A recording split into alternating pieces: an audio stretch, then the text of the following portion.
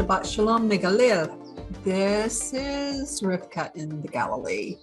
I've had a question that keeps coming up this year, and I really am truly glad to see this question because that means people are doing research and asking intelligent questions based on Bible scripture.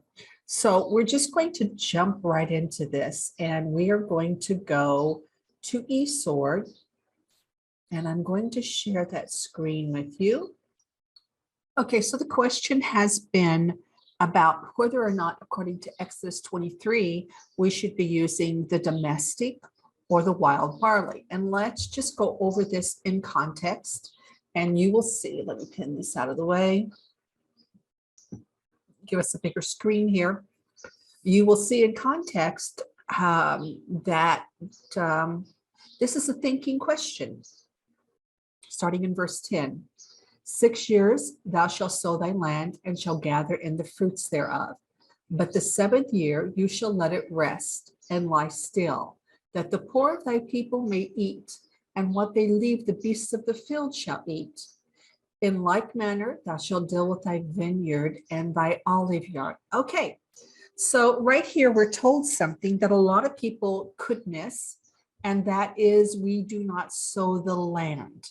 So this is specifically speaking about the grains, specifically, because then it goes on and it talks about the vineyard and the olive yard.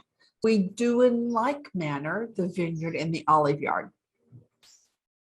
which I'm going to use as a launching pad into the next subject that should come up in your mind. Maybe it's not. So I'm going to address the next subject that should come up in your mind is, oh, wow, well, there's first fruits then from the olive yard and the vineyard, as we're going to see in the verses below when we get to that. But let's just go right here. It says the feast of harvest, the first fruits of thy labor in verse 16, which thou have sown in the field, and the feast of ingathering. Now, the ingathering is not field work, it's different work, which is in the end of the year when thou hast gathered the labors in out of the field. We're going to come back to that. There's a lot to unpack, but I want you to see that there was more than just barley and wheat talked about as a first fruit. We're also going to see this now in 2 Chronicles. Let's go to 2 Chronicles. And we're going to go to verse 31.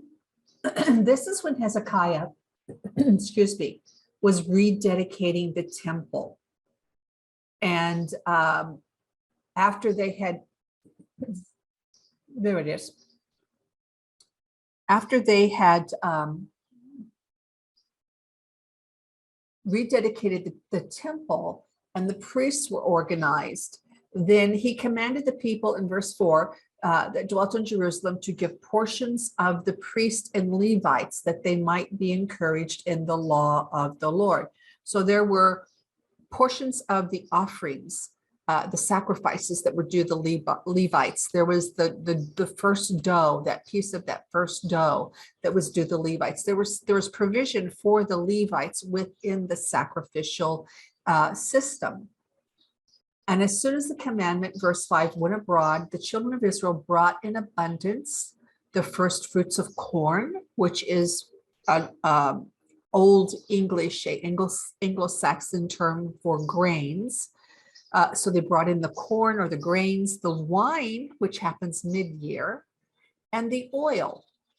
So what he's basically saying is for your full year, by mentioning these 3 points, beginning, mid, and end, for your full year, and honey, it says, shall you bring in those first fruits.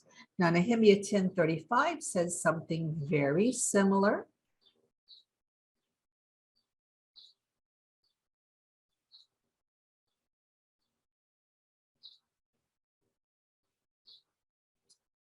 And it says, this is again at the time of the rededication or the rebuilding of the temple.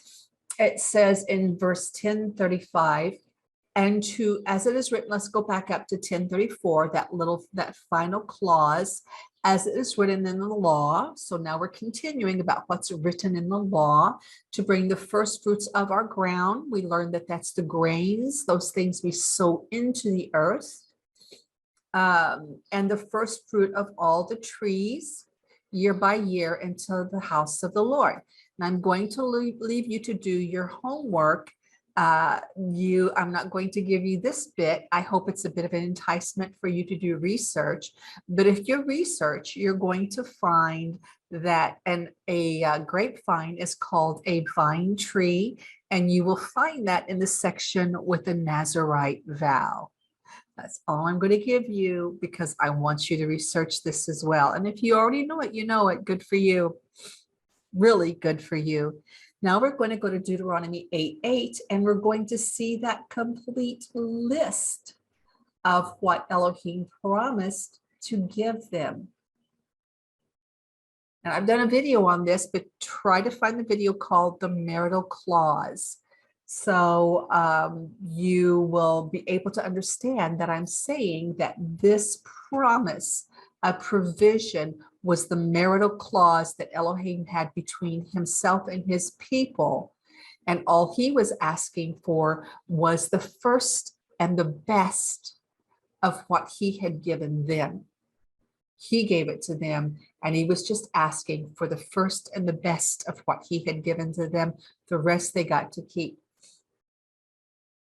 It says, we're going to just go, you can read above, and I hope you do. It talks about when they were wondering that the raiment, the clothes they wore didn't become old, that their feet didn't swell. And again, this goes back to that marital clause of the Exodus, I think 23 is that passage where the husband was required to provide offspring, food, and clothing to his wife. Remember that they were nomadic. They were a shepherding people, so they didn't have houses with feet that were nailed to the earth yet. Then it goes on in verse Deuteronomy 8:6, and says, thou shalt keep the commandments of the Lord thy God, to walk in his ways and to fear him. We're going to hear this vocabulary in that, but going back into another section after we finish in Exodus. But it says, therefore, if thou shalt keep the commandments of the Lord thy God, to walk in his ways and to fear him, for the Lord thy God shall bring thee into a good land. We're going to hear this again in Deuteronomy 11, into a good land, a land of brooks of water, of fountains, and depths that spring out of valleys and hills. Then he says, a land of wheat and barley, and figs and vine trees and pomegranates, a land of oil, olive, and honey, a land wherein thou shalt eat bread without scarceness. That would be the grains. I've got a mosquito bite here, by the way, sorry. Thou shalt not lack anything in it, a land whose stones are iron, and out of whose hills you mayest diggest brass. And when thou hast eaten and are full, thou shalt bless the Lord thy God for the good land which he hath given thee. This 7 species, as Big Brother Judah calls it here in Israel, is actually covenant provision of food by Elohim to his bride, who was the nation of Israel. Now let's return to Exodus.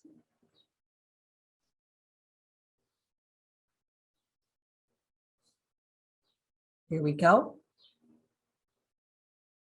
Exodus 23:11 reflects the whole list of first fruits offering. It starts with wheat and barley. That's the grains, the fruit of the earth. Then it goes, the list goes to grapes and figs, and that's the vineyard. And then the list goes to pomegranates, dates, and olives, and that's the olive yard. So he's saying that whole 12 to 13 month cycle, which is another can of worms we're not going to open today. I've done a lot on that. 6 days shall thou do work, and on the 7th thou shalt rest, that thy ox and thy ass may rest, and the son of thy handmaid and the strangers may be refreshed. And in all that I have commanded,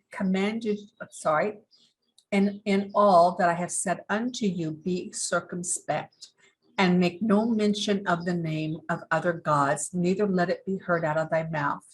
Then he tells us 3 times a year, keep a feast unto me. Now he's going to tell us what those 3 feasts are. Thou shalt keep the feast of unleavened, of matzot. It is not bread, bread is an added word. Keep the feast of matzot. Thou shalt eat matzot 7 days as I commanded thee, and the time appointed of the month. And in Hebrew, it doesn't say the month Abib. In Hebrew, it says of the month of the Abib, of the month that has a product called Abib. For in it thou camest out of Egypt, and none shall appear before me empty. We cannot appear before Elohim empty of this product, Abib, that appeared in a certain month. And now we know from Exodus 9:31 and 32 that the barley was in the condition called Abib when the plague of hail and fire smote Egypt and not Goshen. I want to say that again. The plague of hail and fire smote Egypt and not Goshen. When he gave the plague on the cattle, he made he delineated between, from that point, from what he did to Egypt and what he did in Goshen. We know then that we're talking about barley. Barley is the very earliest grain of the 7 first fruits offering that is ready on the land of Israel. And then it continues, and the Feast of Harvest.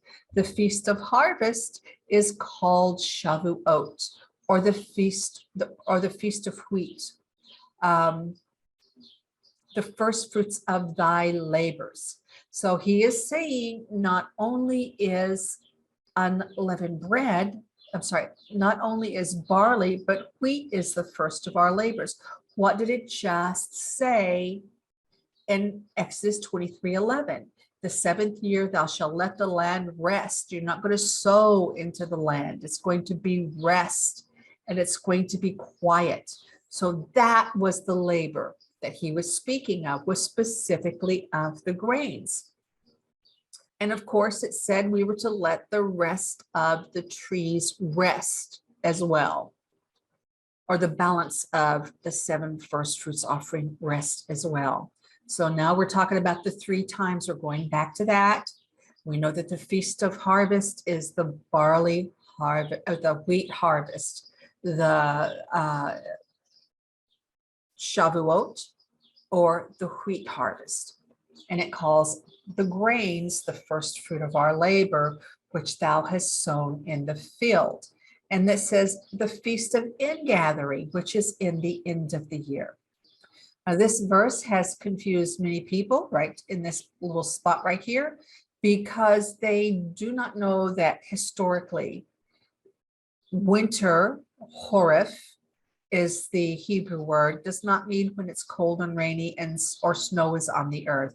Horif means the stripping or the denuding of the earth. And it was this time in the 7th month that the farmers would sow their grains into the earth after pulling away everything that was left, anything that grew after the harvest. And believe you me, there are things that will grow out of this dry earth after the harvest. It's just amazing, but it does happen. So you have to take those things out, and you have to prepare the earth to receive the seed again. And this happened in the 7th month, ahead of the return of the rains, because we're going to see again that promise that we were just reading about previously about the rain. At the end of the year is the end of our work year. Between the final ingathering and the return of the barley, nothing really happens except for the lambing season. between the final ingathering, the week of Sukkot, the work of the field is finished for man. That is the end of his work cycle. There's so many prophetic things that could be unpacked right here, but I'm just going to go forward. But I just want you to know it doesn't mean that Sukkot is the 12th month. It is not the 12th month. It is the end of man's work cycle, the 7th month. So much prophecy there. Can't go there. We're going to go forward. 3 times in the year shall all thy males appear before the Lord. This is the text in question. To understand why I have chosen not to use the domestic grains in this situation, which are sown by man in the land of Israel, and Israel is still the timepiece of Elohim. You really cannot determine from any place outside of Israel what the will of Elohim is. You can somewhat see the rest of the earth follow what he determines here, but if you use the rest of the earth and don't pay attention to Israel, your timekeeping piece is not going to be in sync with Elohim. Why would I say that? Because even with the new moon, there was a sacrifice that was due, and it could only be offered in the place where Elohim had placed his name, and that place was in Jerusalem. So even though those sacrifices and those offerings that we're looking at today no longer exist, the prophetic, the calendar of Elohim is prophetic. It's what brought forth prophecy that has been fulfilled, and it's what will, that timing, that distinct timing is the vehicle that will also bring forth future prophecy. If you don't believe me, look up in Revelation about putting in the sickle, for the harvest of the world has come to harvest those grapes. How do you know if you don't know when the grapes were harvested? The season that will happen. We're going to go to Deuteronomy 11.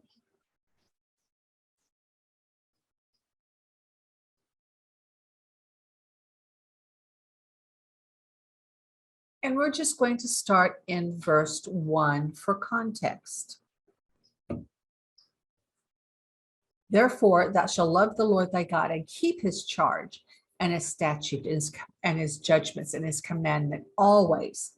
And know you this day, for I speak not unto your children which have not known, and which have not seen the chastisement of the Lord your God, his great and mighty hand, his outstretched arm. So these people had seen the chastisement of him and the miracles and his acts, which he did in Egypt unto Pharaoh, the king of Egypt, and to all of his land, what he did unto the army of Egypt, unto their horses and their chariots, how he made the waters of the Red Sea to overflow them as they pursued after you, and how the Lord destroyed them unto this day. So he's saying, you've seen my mighty acts on your behalf, and you have seen my acts against you when I was not pleased with you, and what he did to you in the wilderness until you came into this place, and what he did unto Dothan and Abiram and the sons of Eliab and the son of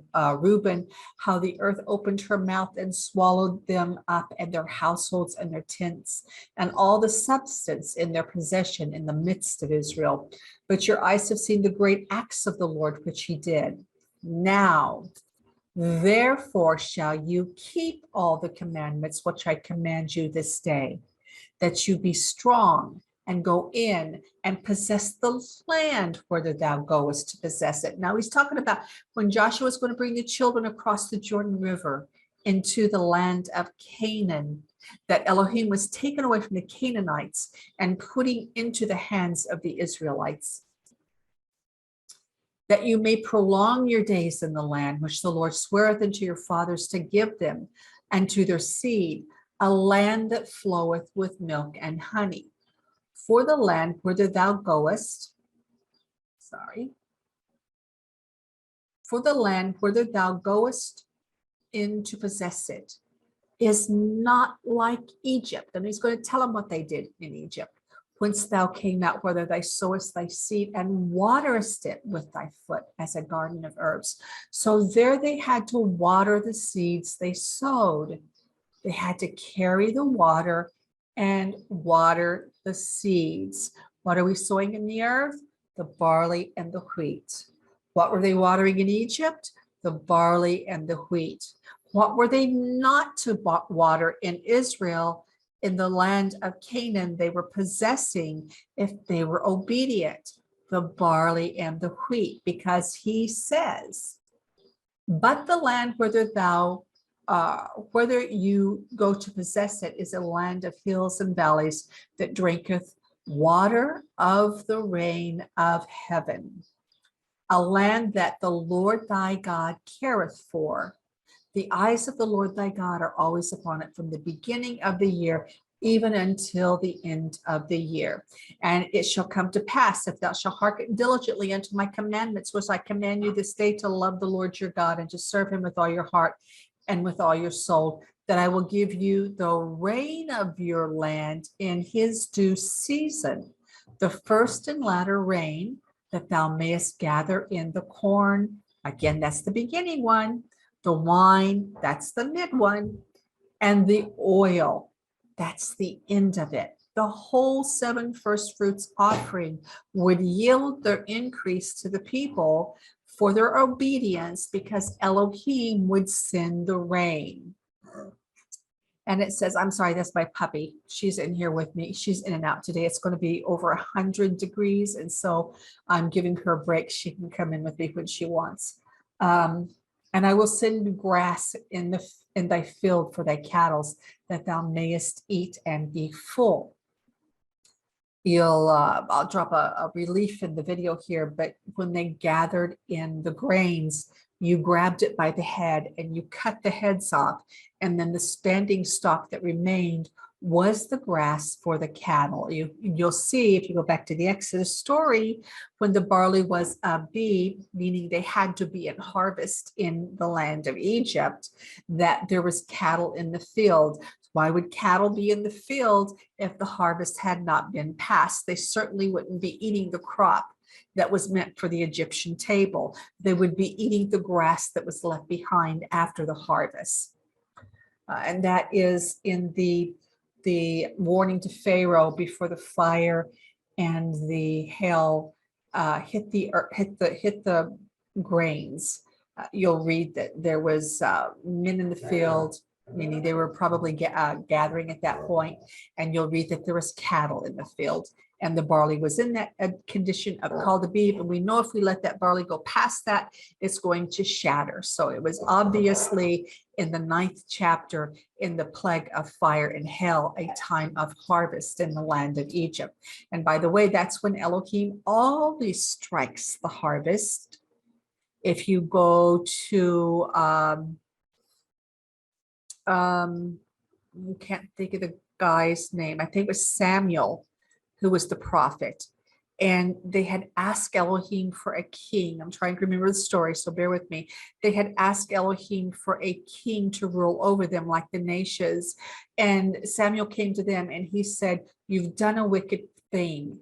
And in order that you should know this, today is the wheat harvest.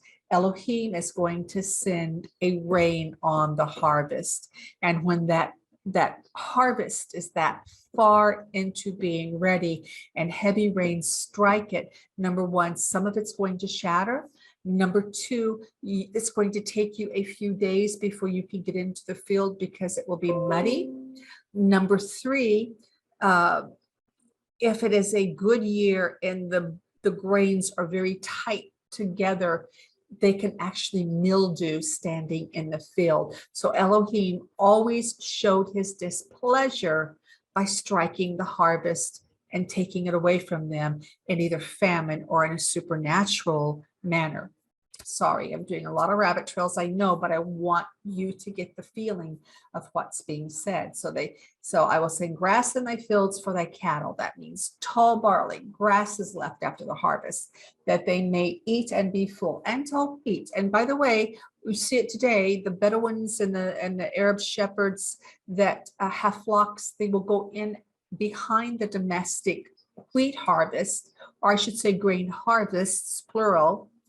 And even though it's cut very short because it is being grown for, generally speaking, it's being grown for animal food or silage, they will still take their animals in and they'll eat that little short stubble that's left after the combine has passed through. And I'll show you a picture here in a little bit of that baling of the grains in Israel for animal feed. Take heed to thyself that thy heart not be deceived, and you turn aside and serve other gods and worship them. Then the Lord's wrath be kindled against you, and he shut up the heavens that there be no rain, and that the land yield not her fruit, and ye perish quickly off the good land which the Lord hath given you. For he's saying, I'm sending you into a good land. It was prepared for them when they came across the Jordan. We read at the first location, just outside the city of Adam, on the other side of the Jordan, Jericho just past that. They crossed into the land of the Canaanites there at the Jordan, and they encamped at Gilgal, that first location. They set the tabernacle up, and when they arrived, there was plenty of barley waiting for them. So he brought them into a good and plentiful land, and that would be in spite of what the Canaanites had done here. He prepared a good land ahead of the Israelites for their entrance. Therefore shall you lay up these words in your heart and in your soul, and bind them for a sign upon your hand, that they may be as frontlets between your eyes. Don't ever forget them. When you sow those grains and when you look at that crop, your work of your hand, you need to remember what I've said to you. And thou shalt write them on the doorposts of thy house and upon thy gates, that your days be multiplied in the days of your children, in the land which the Lord thy God sware unto your fathers to give them, as the days of heaven up on earth. I would have loved to have seen this land before it has been so scarred by the etchings of modern man. For if you shall diligently keep all these commandments which I command you, to do them, and to love the Lord your God, and to walk in his ways, and to cleave unto them, then will the Lord drive out these nations from before you, and you shall possess greater nations, mightier than yourself. Okay, so we can stop sharing at this point. So the reason that I use the wild barley to determine the barley, when the barley is a bean, is because we do not have farmers that plant this specific barley. Both the barley and the wheat have been altered by man, and in altering it, they cause the grains to stay in place longer than the spontaneous barley, the one that Elohim has been bringing forth on the land and guarding and protecting all of these years. When this barley is ready, you have a very small window of time to harvest it before it begins shattering. Not only to harvest it, but to get it winnowed and stored as a whole grain. That's a very short window of time, because as soon as you cut that barley, it's going to start forcing maturity into the grains to finish filling it out with whatever energy is left in the plant. The same with the wheat. The wheat will stand in a domestic field for, well, I've seen it stand for 2.5 months, or until the Sharav or Hamsin winds come, those strong winds that blow up out of Egypt and bring dust with it. Those will cause the domestic wheat to shatter. But Other than that, if those winds didn't come, I do suppose that the domestic wheat would stand in the field until it rotted. So these are the reasons that I don't use the domestic crops.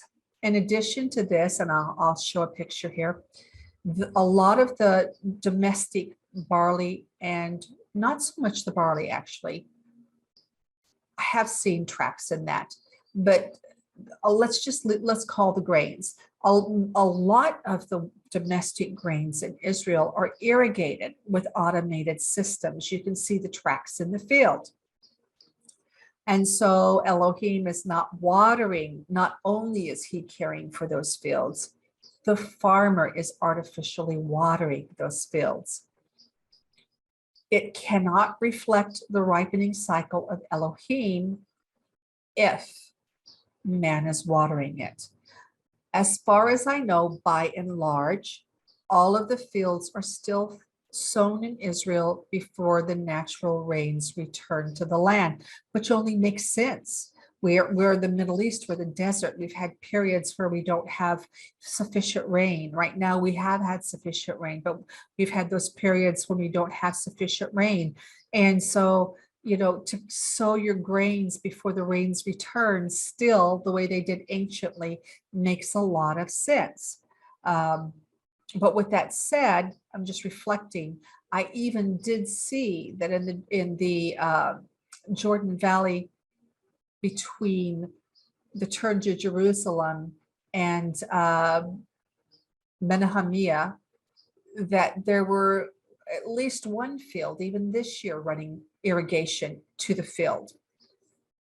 So because it cannot reflect the timing of Elohim if it has been irrigated, and because I can't possibly see without going into the fields and looking for the tracks, depending on how the field is situated, you know, to the roads. If the tracks of the irrigation face the road, I can see those marks. If they happen to run parallel with the road, I can't see those marks. I can't tell if they've been irrigated. I can tell if they're domestic because it looks like a golf course. It looks very manicured, very even, very spatial. You know, nothing, predominantly nothing growing in there besides the grain that's been sowed. But I can't see unless it's set correctly to the road whether or not it's been irrigated. So for these reasons, I only use the wild grains. What's very interesting in the biblical calendar world, especially among the believers, there are some very strong polarization on this subject. Some people will say, no, the grains have to be sowed. It has to be the labor of man. And they go off and they follow the domestic barley. And they do. I know they do. I hear it. I see it. I've read it. And other people will say, no, it can only be the things that Elohim has watered from heaven. And I agree, because no one sows the grains that we're speaking about, the ones that are born of themselves, the ones that Elohim has been taking care of for all these generations. So I want to tell you something today, and I've seen people treat it both ways, and you're going to have to determine.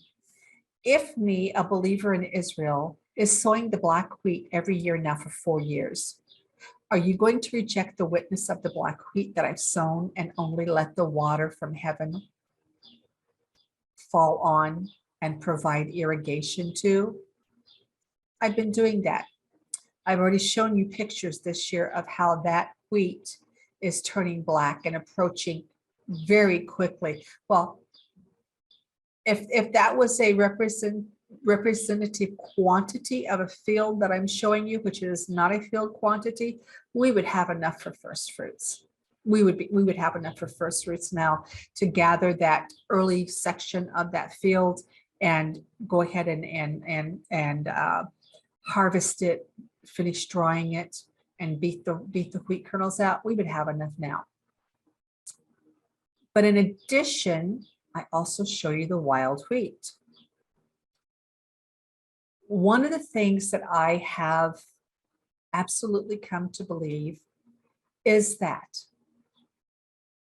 to truly know the timing of Elohim, that Shavuot is the true time-setting piece of his calendar to us in history. Barley was the true time-setting piece of Elohim's calendar before Yeshua and up into the point Yeshua laid his life down. And I've done a video on this, the mystery from the foundation of the earth.